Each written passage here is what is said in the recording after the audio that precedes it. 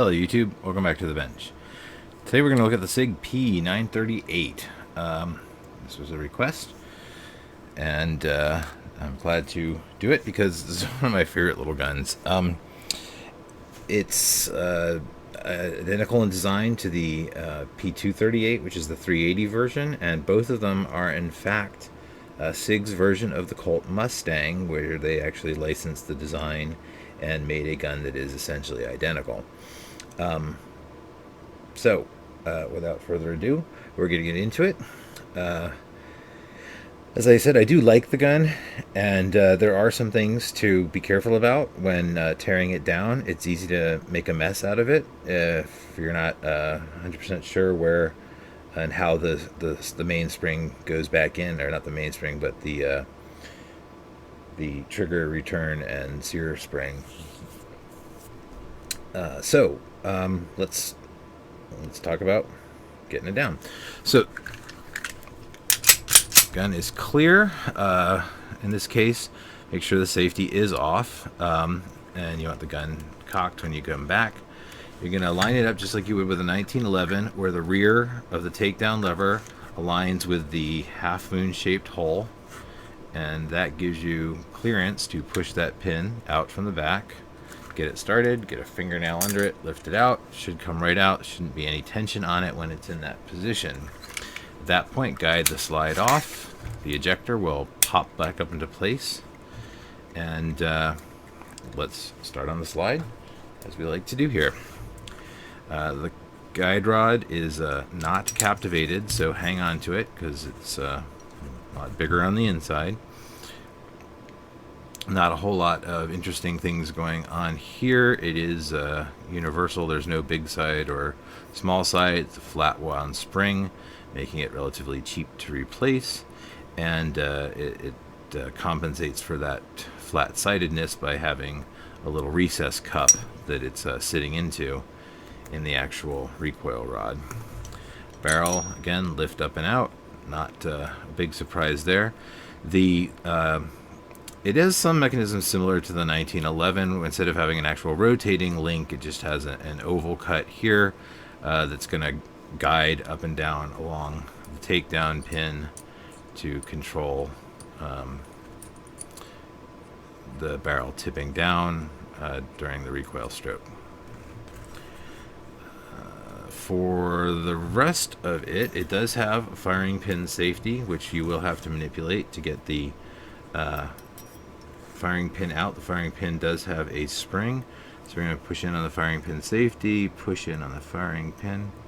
Oh, you know, I said it backwards. I always forget that about this particular firearm. The firing pin safety is backwards in this. The firing pin safety has to be down for the gun to be safe. The default position in this case is safe when it's off the gun, and that's because this the ejector is also what's doubling as a firing pin safety, and unless the firing pin is directly, how am I saying that now? I'm saying it all wrong.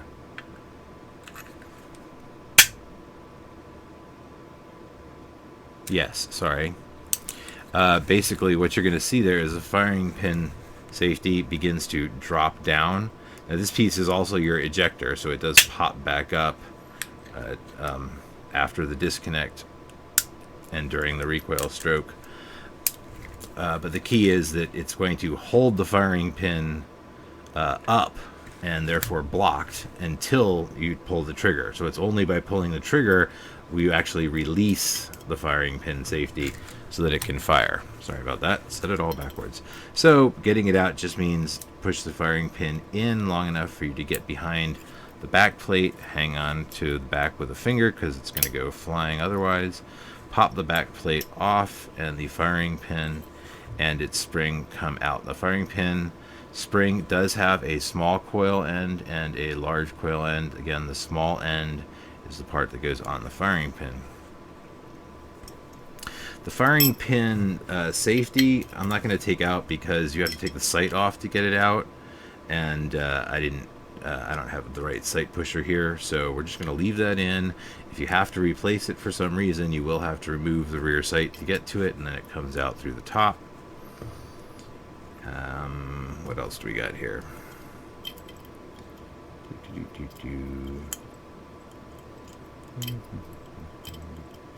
I said that, but I've always wondered if you can actually turn that around, but no, the answer is no. Yeah, sorry about that. Just demonstrating with my own curiosity if there was another way to skin that cat that I just didn't know. And I believe the answer is no. There's no way to get to that guy without taking that sight off. Now I'm just trying to put it back where I got it so that we can actually reassemble this gun at some point in the future. Make sure the firing pin still clears it. And yeah, that's the right place. The extractor is held in with a roll pin. So to the handy dandy roll pin punch set, get the right size so that we don't mar up our gun.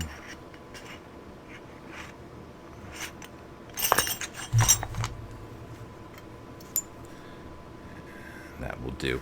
Now notice there is a cutout in the bottom of the slide for manipulating that roll pin. That again saves you from having to whack on it from the top, and means if you ding it, you're going to ding it where nobody else can see. So since they were kind enough to give us that mechanism, we're going to be smart enough to take advantage of it.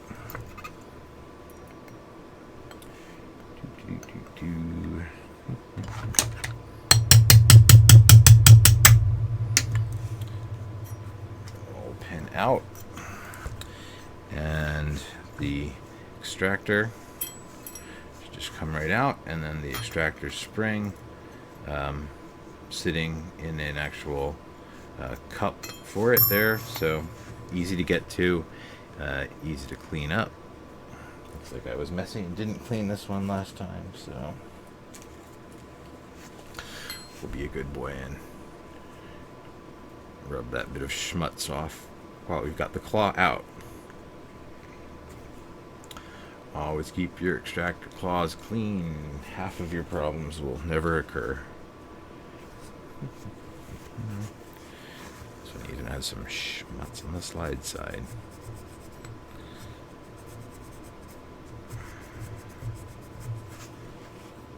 Ta-da! All better. So go ahead and reassemble the slide while we've got it, because it is a fairly simple system. Just line up that hole. You're going to get that pin started from the bottom where it's nice and easy. It goes right into, right into its groove, and my fat fingers will get it in there eventually.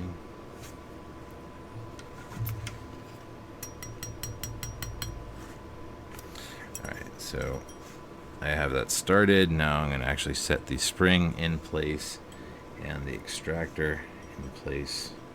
The extractor does have a tail end that comes down below the bottom, so when you're putting it in, don't try and just force it in from the side. You'll be breaking that piece off. So again, just start it in on the inside and then lay it in position. You can always peek down from the top to make sure everybody's lined up the way we want them to be. And again, we're just going to tap that roll pin home. Make sure that it actually found the hole. It did. Back to the roll pin punch.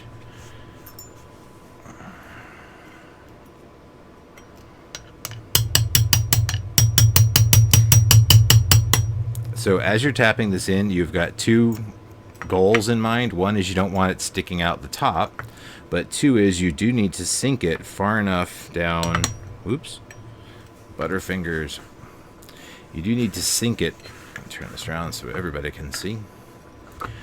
Far enough down that it's going to clear the rail. So this is definitely up too high, and you really want it to be essentially flush with that other end of the rail, and that should leave it not popping out the top, but with plenty of room on the inside, more than a couple thousandths of an inch below that whole rail system, so you're never going to run into it. And that that's the whole upper for us. Oh, I'm sorry. No, it's not. We didn't put the firing pin in. Firing pin in is just as easy as it was coming out.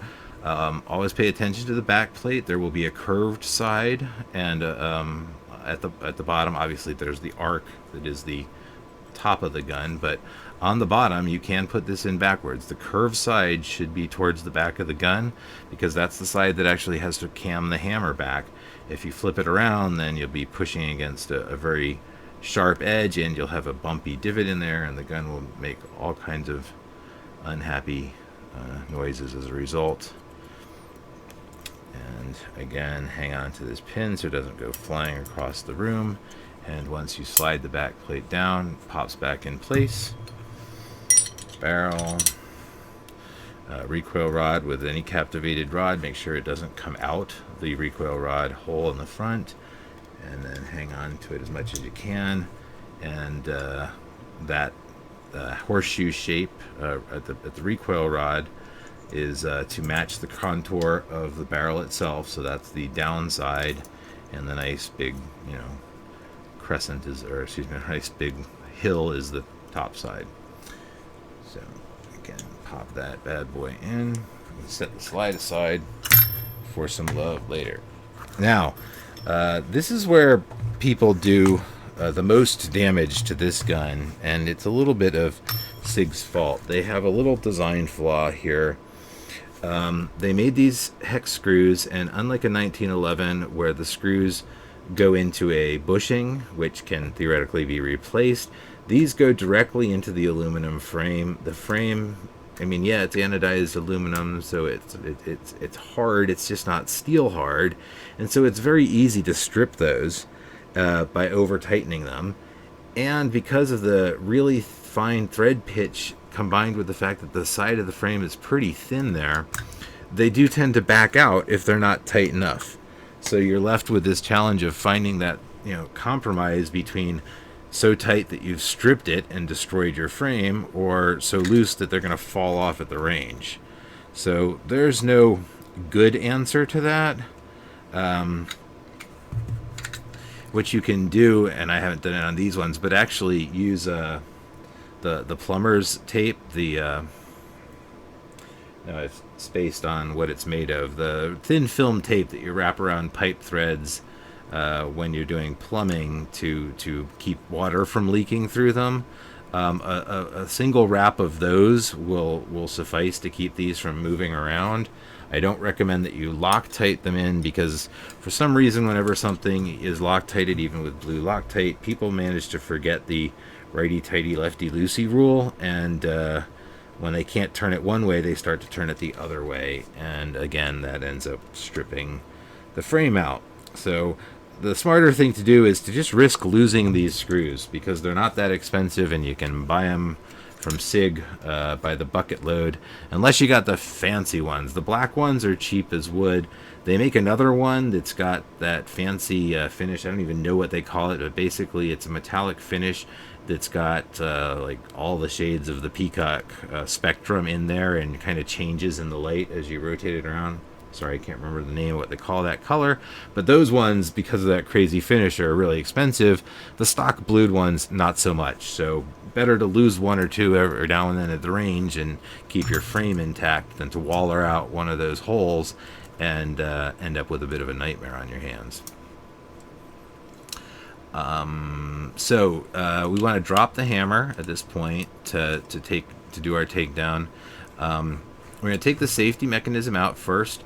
This one is an ambidextrous safety, and realistically, once we get it to the out position, this side pretty much just falls off. It's just held in by the opposite end of this hammer pin here.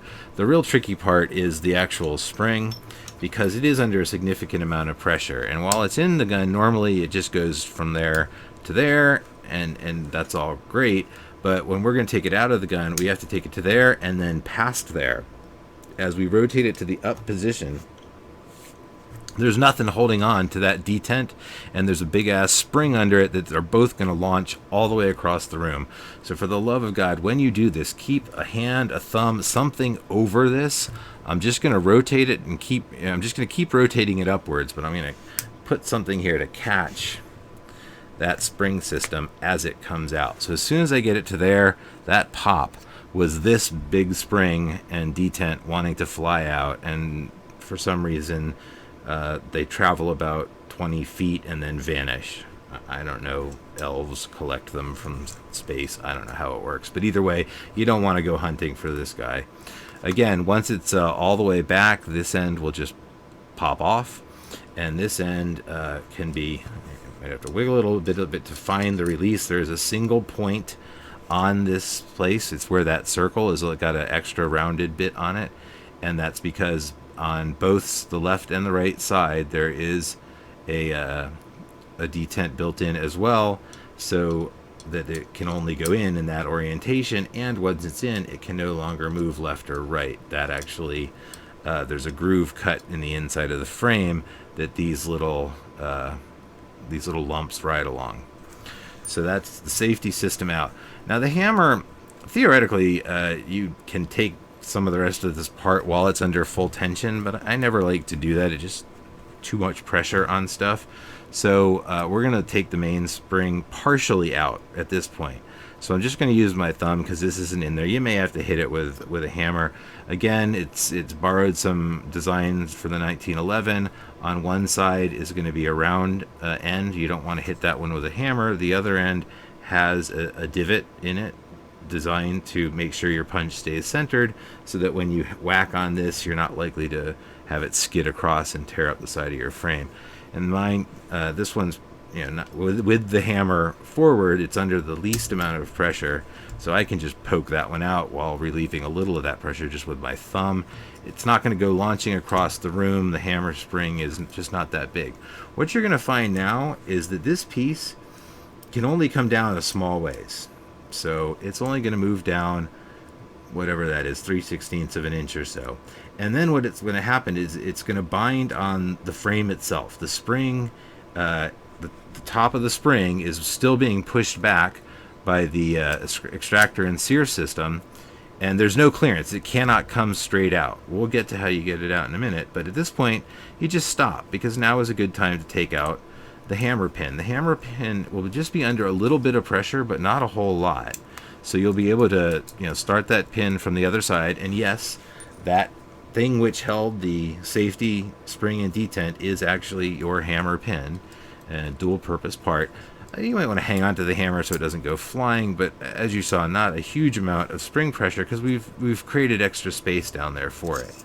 So the hammer and hammer strut will come out, and if you tip it over the hammer spring, the hammer spring also has a pin in the far end, so that it just rides centered on the plastic of the hammer strut back plate down there. Oh man, I'm not getting any of the names of anything right tonight. But anyway, the point is, you don't have to bother to take that out either. It's in there pretty tightly. You can get it out, but you generally don't need to. Just don't forget to put it back on when you reassemble it. There isn't really a top or bottom to the spring, so it's not particularly important. The strut has little wings that come out at the top where it wants to start its compression, so all of that's well controlled, and so pretty straightforward thing there.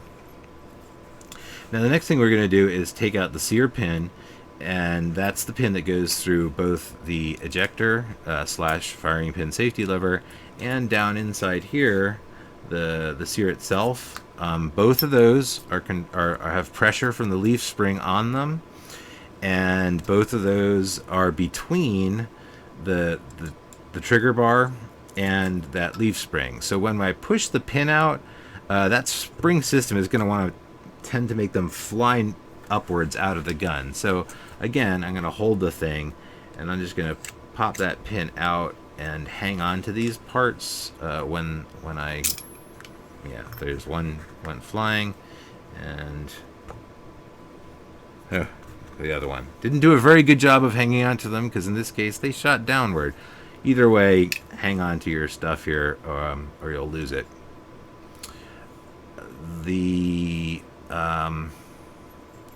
So this is your disconnector, and it rides in a slot in the frame, and it cannot come out of the frame without you actually removing the trigger bar, which we may or may not do, just because it's a bit of a bear to get back in.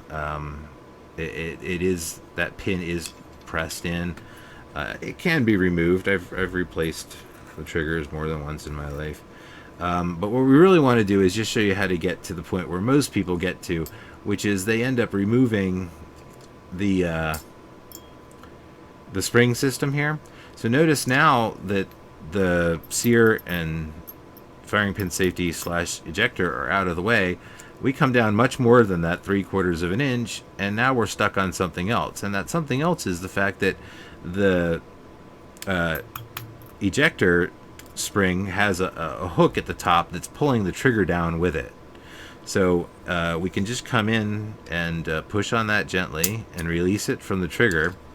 And now we'll find that we can come all the way down to where it gets wide again without scratching up the inside of the frame. If it gets a little tight in there, feel free to just lift that spring up just gently. You don't want to change the angle of these springs, but the slide is cut with this wide area at the bottom so that you can get them in and then slide the whole thing up. And again, you're kind of reversing the actions you did last time. This time we're going to push these down and deliberately hook the back of the trigger bar again. That's how you get it back in. So again, to get it out, go ahead and pull it down as far as the trigger bar lets you. Come in and pop that left side of the leaf spring so that the trigger can get up, and then come down to where there's the relief cut in the slide and it comes out. Gently, if you want to take this off, don't put an extra bend in this, but you can lift it up and then pull it out. You really don't want to bend any of this bottom part because it's supposed to lay perfectly flat in here, and this little plastic bump is what goes through that hole. So getting it back in, same concept there. You've got to be careful not to put any extra bends and to make sure that that hole is centered on its itty bitty plastic pin, and that the springs are in the right direction. And the hook is a good way to tell. If you look at them from the back, the big hooked end is going to be on the left side of the gun, and the smaller one that's just the sear is on the right. And the hook is going to be in an orientation that will hold on to that trigger bar. So hook facing the front.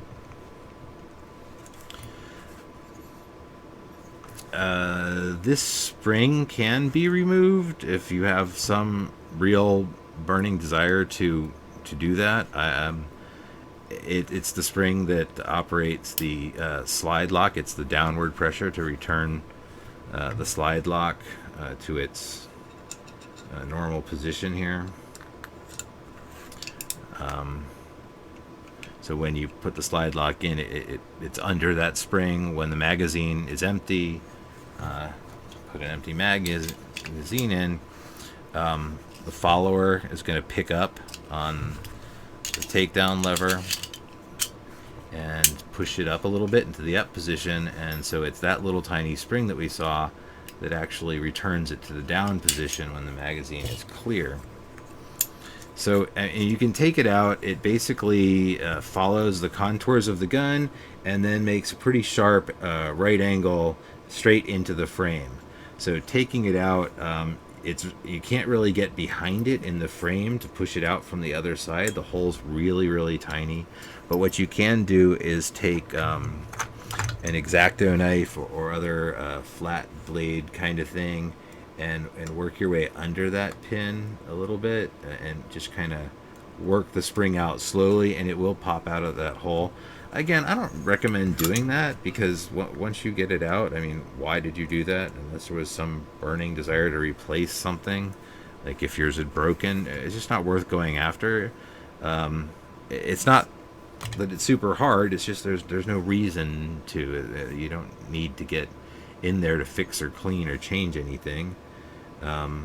So, leave it alone and your string will last longer. The magazine release itself is same style as a 1911. You need a flat blade screwdriver and a smaller one than that. You're going to be rotating this screw counterclockwise, but you'll have to push the magazine release in a bit first. So about halfway in as you put the magazine release in, and yet again, a screwdriver that's too big for the task. And there is a sweet spot where you'll be able to rotate that into the body. It was actually closer to almost all the way pushed in. And again, it's the same mechanism. You've seen it on the 1911. What you've got here is this screw head is got the big spring underneath it, and it's part of a pin with an extension on it, and that extension is going to go and ride down this slot in the magazine, and this is its normal position, and the extension is actually riding in a groove cut into the frame that you can't see from the outside. So where did I just launch it to? So when it's in the body of the frame and you push the magazine release, you're just doing this, and it doesn't come out of the gun because that little bumpy part extends outside wider than the body of the magazine. So that bump rides in a shelf that is basically right in here. And to get them out, what you're doing is you have to get that shelf out of the way. So that's what this part of the cut in the magazine release is for, is so you can rotate it so it's essentially inside the body of the magazine release, and therefore can fit in and out of the hole. So the last two pieces are the trigger bar and trigger, and there is an actual spring in there, and then there's this single pin that's holding it in. And the reason that I'm reluctant to go after this is putting it back in. There's no good way that I've found. You don't have a lot of room with the trigger bar. It's under a significant amount of force, even at the top. It's bottoming out on the disconnector here. It would actually naturally bend up to nearly out of the gun from the amount of force that it's under. That spring is not going to relax, right in this neighborhood. It wants to crank that bad boy. It wants to crank that trigger bar way up. All right, and so if you knock this pin out, that's the first thing that's going to happen, is that's going to go all wonky. The other thing is that the trigger bar is a 90-degree L shape at the back here, and it really doesn't have any clearance. It actually can rub right up and down against the inside of the frame, and from a width perspective, it's kind of wider than all the parts of the frame that it moves around in, which just means that getting it all back in there means you've got to have this under spring tension. So you've got to be holding the trigger bar at the right place and applying pressure back here, all while trying to line up that dinky hole. So I'm inclined to say just don't do that if you don't have to. There's not really any trick I know to it. It's just a pain in the butt. And again, if you are looking at, for some reason, replacing the trigger and you've got one that didn't come as an assembly, the other word of caution in there is not to disassemble that trigger, because they do actually press the trigger bar down into it to compress that spring, and that actually requires some impressive machinery to do correctly, and doing it by hand almost guarantees that you're going to mangle the very small spring inside the trigger. So again, you can get at everything pretty much well enough to clean it without that. You just would never get to remove the disconnector completely from the gun. So I'm going to just skip that. If somebody complains really loudly, I'll do a video where we just talk about how to do that step. So reassembly, I'm going to do the reverse, which is make sure this is lined up right, not canted off to the side, and not, on top of the hole or sideways.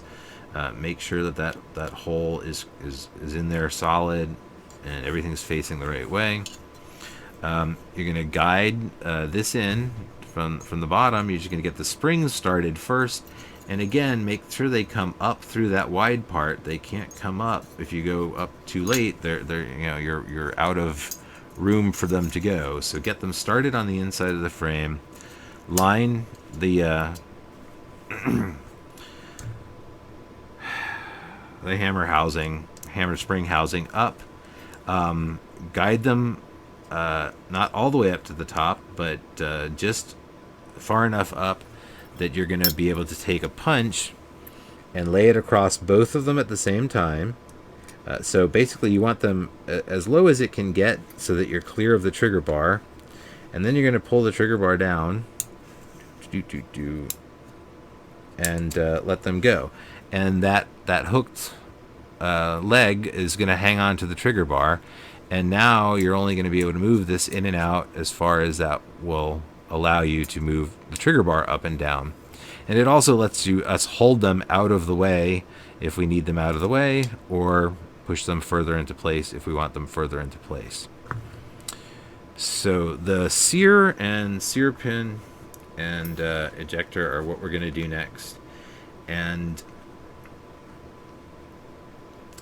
make sure your sear is oriented correctly. That would be upside down. So there's only going to be one sharp side to the sear, and that's the side that engages the notches on the hammer. But it looks kind of similar. So the other side is, flat, blued, and squared off. That's actually the side that goes between the trigger bar and the springs down there. So that's the bottom, and so orientation-wise, just remember the sear is always going to curve into that hammer. And this is a great time to use a pair of pliers. There's no good way to hold on to this without pliers, and it's a tiny piece. It wants to slide around, and we are going to have to put enough pressure on it to get the leaf springs moving and tuck it behind them. Now, right now, I've just got it positioned between the leaf springs and the trigger bar, and just the bottom of the sear. So it's holding itself in place, but not by a whole heck of a lot. However, that does let us come in and just guide the sear at that point back into place, or maybe even grab it with the pliers and move it around.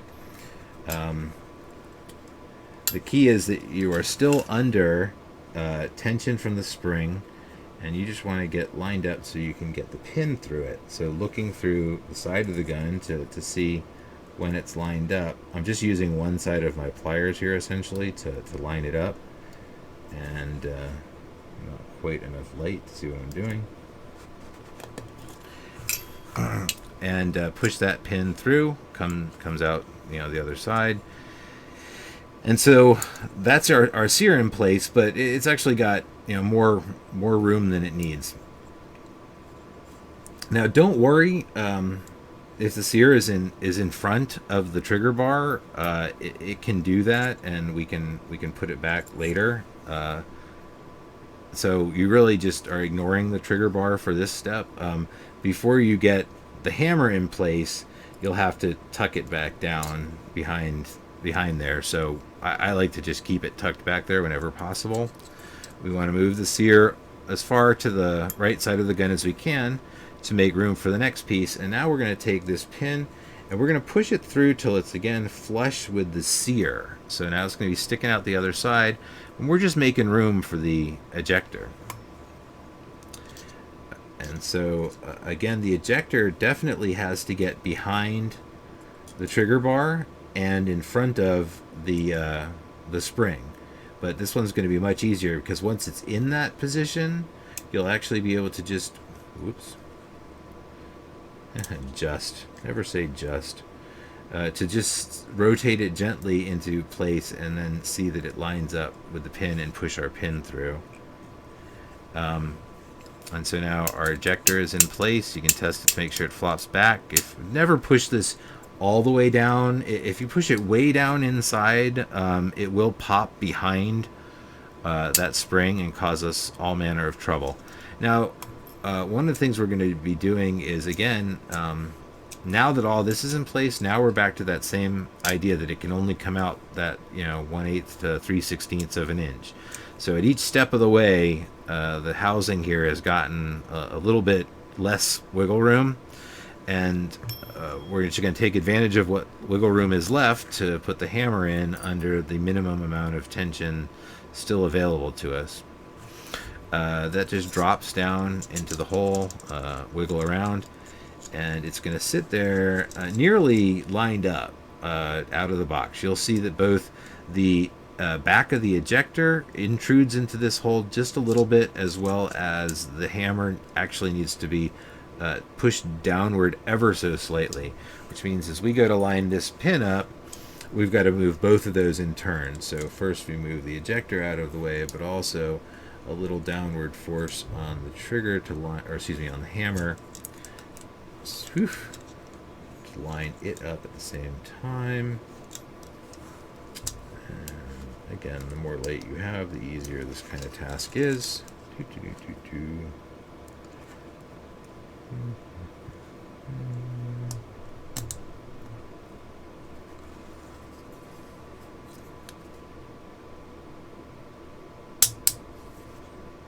So once they're lined up, it'll pop all the way through, and your hammer can rotate around that.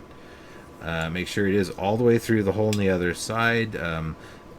If you don't have an ambidextrous safety, that would just be more or less flush or ever so slightly raised on the far side. With the ambidextrous safety, it's got a little small extension that the safety here has a groove cut in it that it's just going to ride along that groove. So it just rides right up and down through there. It doesn't actually touch it, but it does prevent the safety from falling off. So nothing is really holding the safety on this side. This side is purely for alignment. It just has an hourglass shape on the other leg of the safety, and that doesn't hold it together. It can still come straight off. So it's that other end of the hammer pin riding in this channel that prevents the right side from falling off on us. Before we go to put that safety in, I like to go ahead and button up the bottom. Again, remember that you push this pin through with the concave side, and usually you can get this with kind of thumb power or a little bit of a punch, not too much, and occasionally the little tap to get it home. There you go. So safety. Again, orient the little extra raised lumps on the safety with the spot in the safety's cutout circle where they're going to be able to go through. And also note that unless the gun is cocked, there's not clearance for the safety.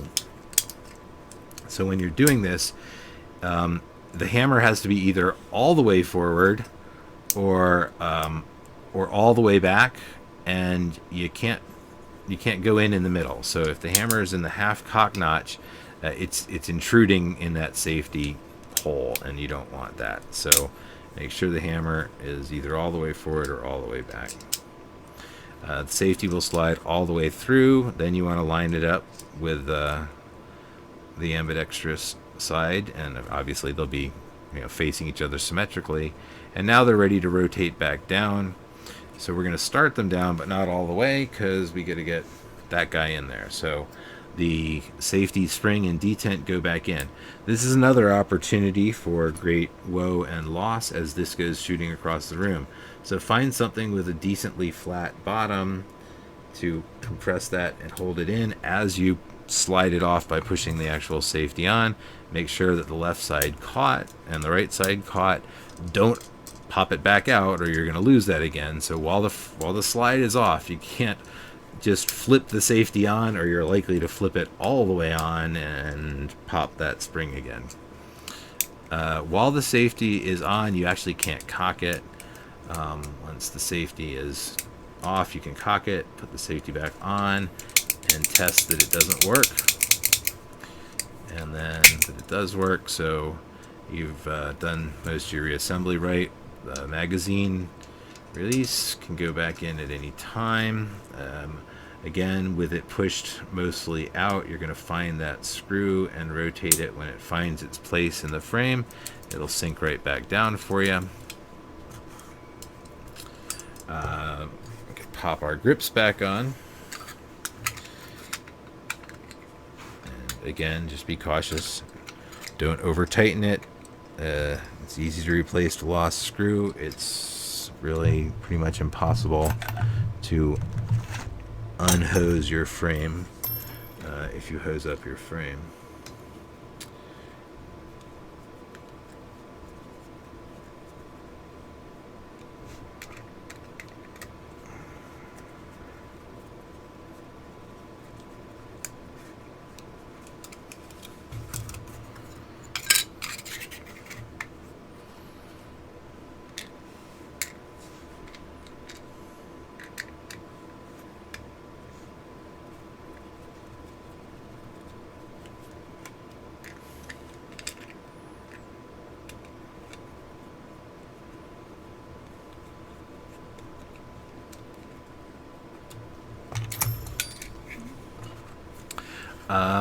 To put the slide back on, there is a trick. If you own one of these, you're probably familiar with it, or you destroyed your gun the first time you took it apart, one or the other.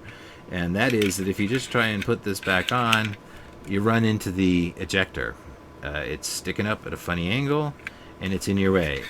When Sig wrote the manual for this, I don't know if it was a translation issue or what, but they basically say, push this down into the body of the gun. What they mean is push it down only till it's flush with the top of the gun. If you keep pushing it down inside the body, it will flip around upside down, get under the spring, get stuck, and you've got to disassemble the whole thing. The other trick is that if you've got fat fingers like me, it's really hard to get it far enough back without, your finger getting lopped off in the process. So I always use some tool to gently push that down into the frame as I bring the slide back.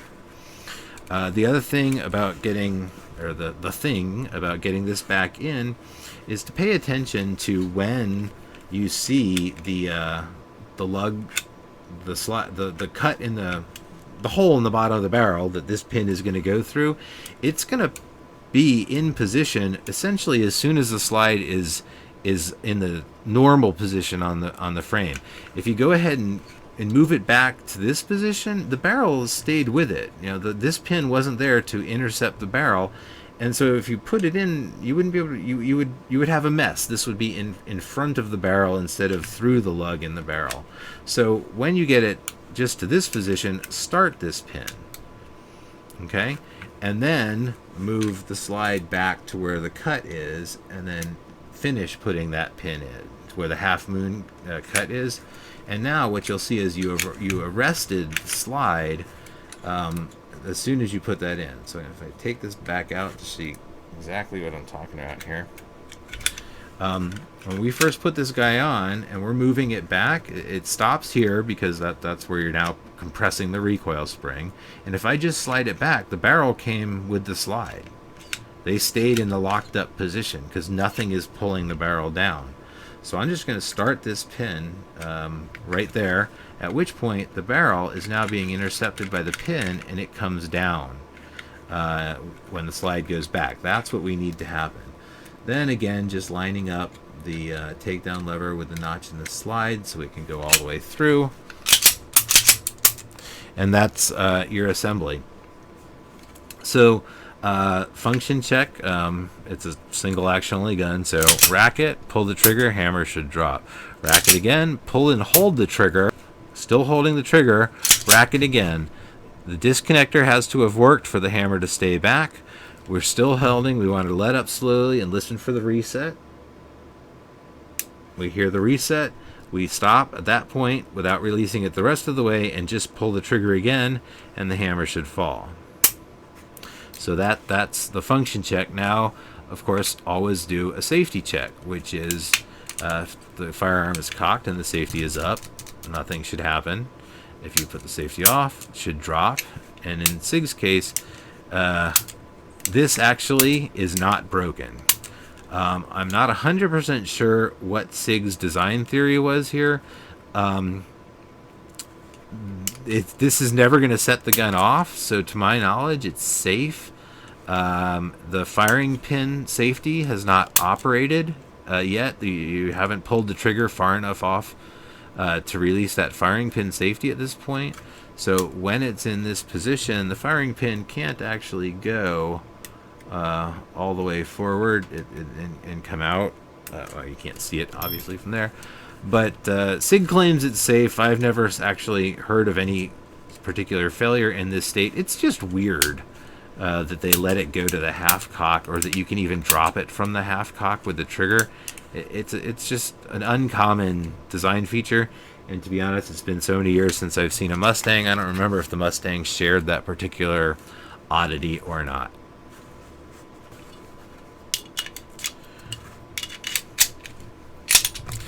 So that's the Sig 938. Thanks for watching.